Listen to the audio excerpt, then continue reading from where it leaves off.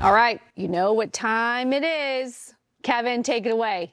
What do we got? Oh, I'm so excited about this. 2 watches. First, here on the left, this is a brand new Tudor celebrating the new jersey color of the Miami soccer team.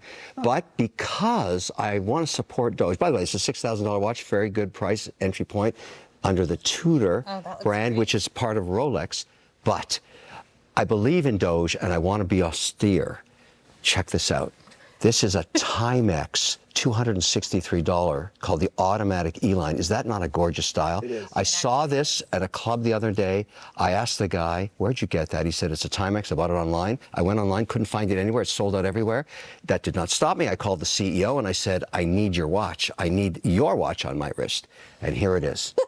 Are you returning? Well, the and watch? he's getting good advertising If he thinks for I'm it. returning this, it ain't gonna happen. But I'm really, I mean, look at those dials. Long-term look. But that's my new thing. From now on, when I come here, I'm gonna give it. So I was sitting next to Kevin, and I saw the Timex watch. I thought it was very expensive.